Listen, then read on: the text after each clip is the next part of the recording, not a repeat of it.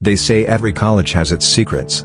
But this one had something far worse, something no one dared to talk about.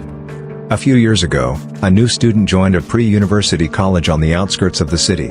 She was the youngest in her family, pampered, protected, and desperate for freedom. So when she finally moved into the hostel, just 15 kilometers from her home, it felt like her wings had finally opened. The first day was perfect: laughter, new friends, and freedom. But the second day changed everything. Late that night, around 1 a.m., the girl couldn't sleep.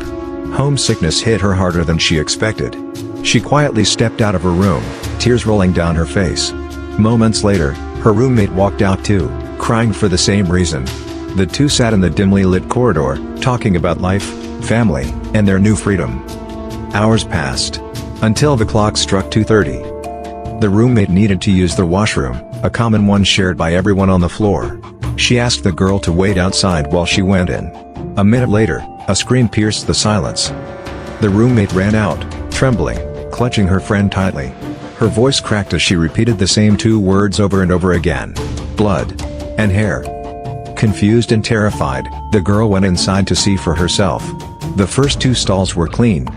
But when she opened the third door, she froze. The floor was smeared with blood, and on it lay long strands of hair, freshly cut, tangled, and dripping. She ran out in horror. When they told the floor warden, the woman's face turned pale. Without saying much, she took them to the main hostel in charge. The in charge simply told the girls to sleep in her room, and warned them not to tell their parents. The next day, the roommate left for home. And never came back. She transferred to another college. Days later, a group of seniors approached the girl. They asked her to come to their block that night. They wanted to talk. After classes, she made her way across the campus. On the way, she passed a huge tree with an old room beside it, locked tightly and covered with symbols from a ritual. On the door, faded paint revealed the number, 23. When she asked her seniors about it, their faces turned serious. They told her the hostel followed strange rules, and that breaking them had consequences. They asked one thing: "Did you eat non-veg that day?" She said yes, her parents had brought her food from home. That's when they warned her: never bring outside non-veg into this hostel. Ever again. She didn't understand why. Until the next night. The following morning, chaos erupted. A student was found with deep scratches across her face and hands. Her parents demanded answers, but the hostel in charge said something that silenced everyone. "I'm sorry. There is one.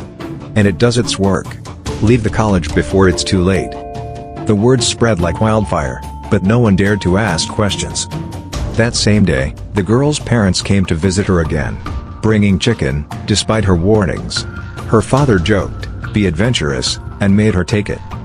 That night, she and her roommates sat on their bunk beds, chatting until 3 a.m. before sleeping. They made sure the fans were off, to avoid hitting anyone sleeping on the top bunks. But in the middle of the night, the sound of a fan slowly spinning woke them up. The blades creaked, cutting through the silence. Then came a faint sound, scratching, dragging, whispering. When morning came, they found chicken bones scattered all around the room. No one spoke a word. They just stared at each other in terror.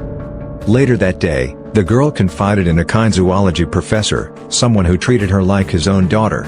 He listened carefully and comforted her. But a week later, the professor was found dead. No explanation. No illness. Just gone. After that, more teachers and wardens left.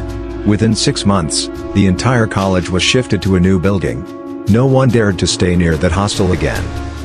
And as for room 23, it still stands beneath that tree, locked and sealed with rituals, because once, something in there woke up. And some say, it still hasn't gone back to sleep.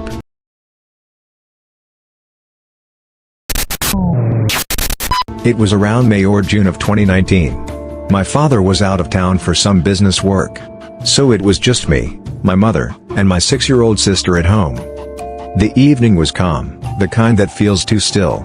The sun had set, the lights were dim, and the kitchen smelled of freshly cooked food.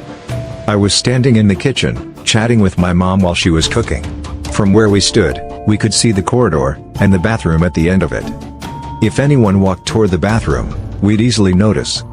Suddenly, my little sister came running down the hall and slammed the bathroom door shut. We didn't think much of it. Mom just smiled and said, "She must have been in a hurry." About 25 minutes passed, but she still hadn't come out.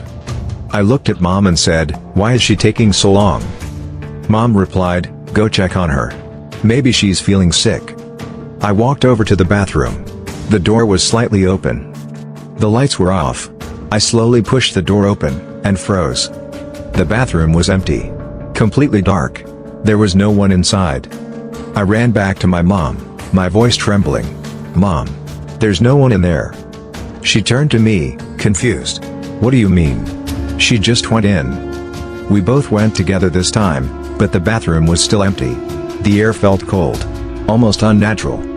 We rushed to my sister's room, and there she was. Fast asleep. When she woke up later, we asked, "Did you go to the bathroom earlier?" She looked puzzled and said, "Why would I? I have my own bathroom in my room." Mom and I just stared at each other. Our faces pale, hearts pounding. The house was quiet. Too quiet. From that night onward, we never left that bathroom door open again.